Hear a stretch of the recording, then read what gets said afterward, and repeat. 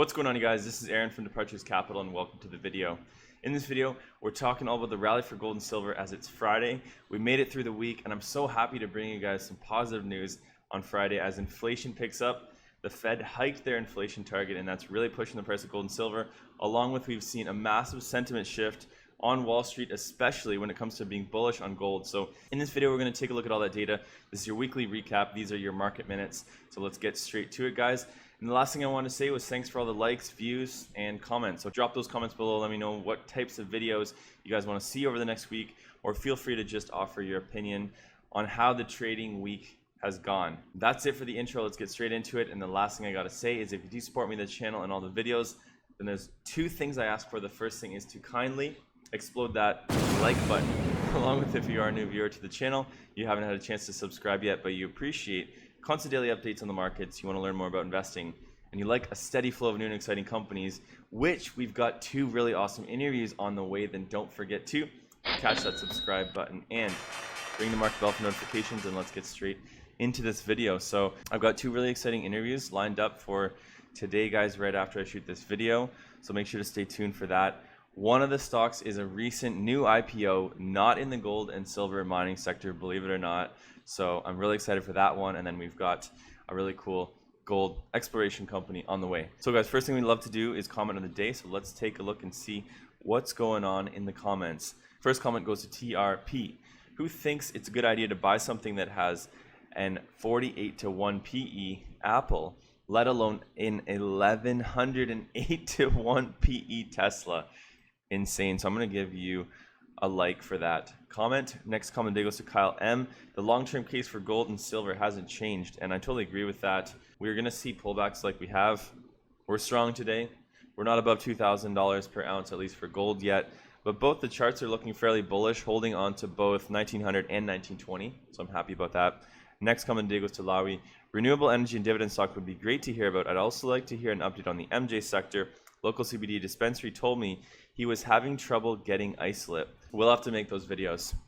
We just, I didn't expect to have these two interviews today, so they kind of came up, and I was going to shoot some weekend content, but we will have some weekend content for you guys, an interview with a silver miner that we've already talked about, and that is Aftermath Silver. So we will be dropping more and more content for you guys. Ed Woosley, gold and silver mining stocks not doing good so far in my book. Today's a little bit better of a story. Got a comment from a new subscriber. Great work, Aaron. You're making this channel better every day, buddy. New camera is putting in a great picture. New effects edits are great stuff. You're looking into the camera more as well. The only suggestion I would have is to move your face bubble down to the lower right of the screen. Keep it coming. I watch it every day. That's Doc's job. So Doc's doing a great job.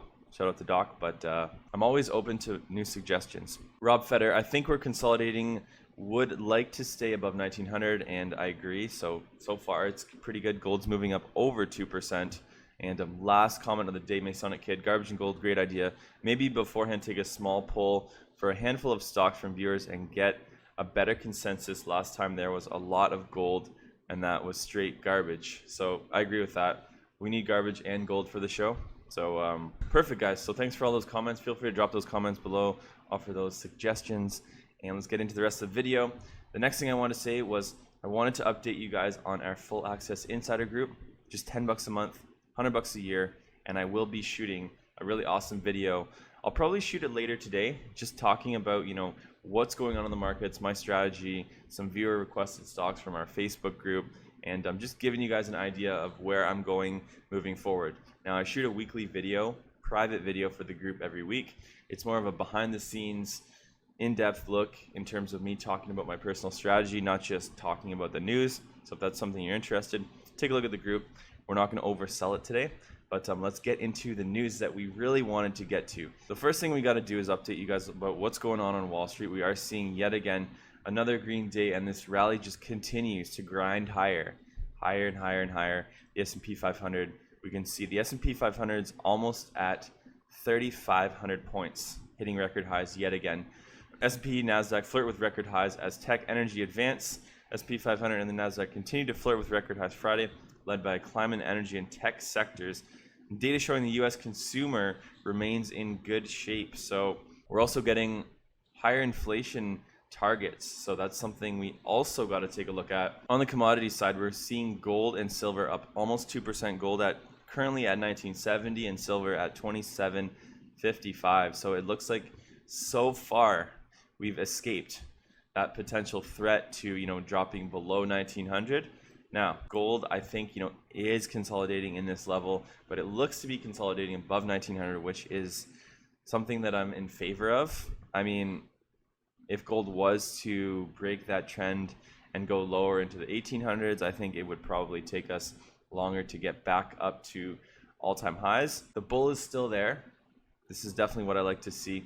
Now I want to talk about the Kitco gold survey. So rising investor sentiment looks for gold to retest the $2,000 level. Gold bears have fled Wall Street. So gold bears have completely fled Wall Street.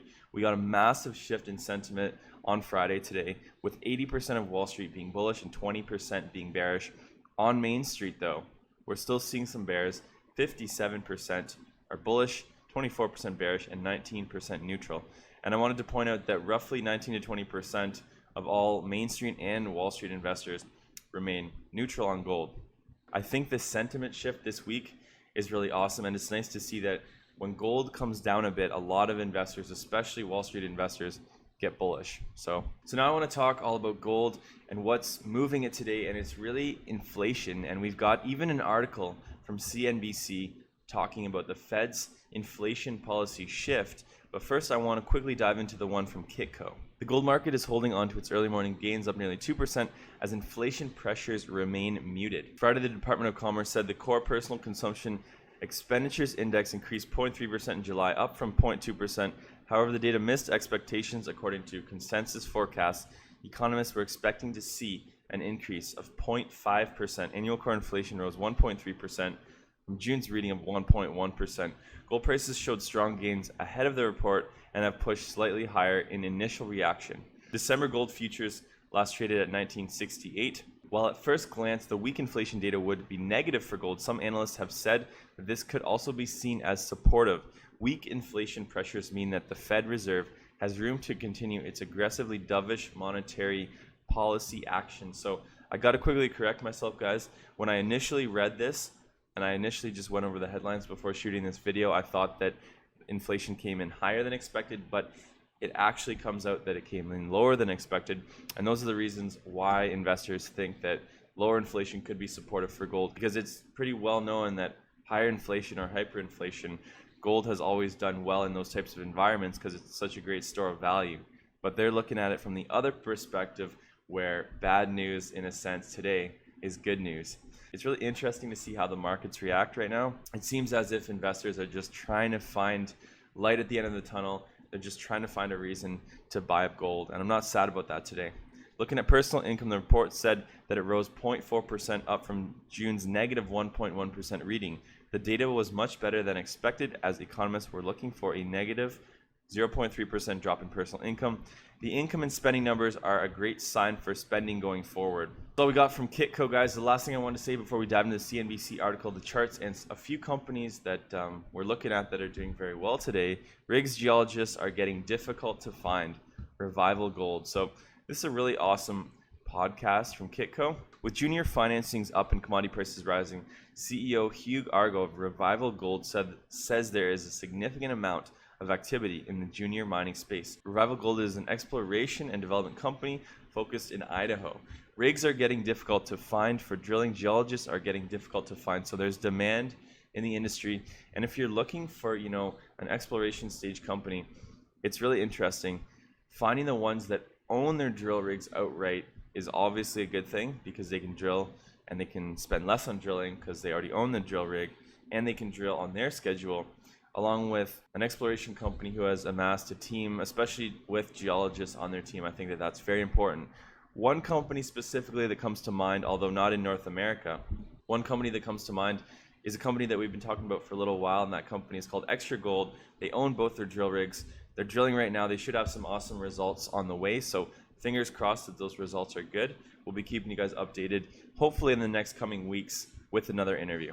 So let's get into this CNBC article, and this is the last thing I want to talk about before we dive into all the charts. So how the Fed's inflation policy shift impacts the gold rally. Gold is looking even better after the Fed decided to tolerate higher inflation.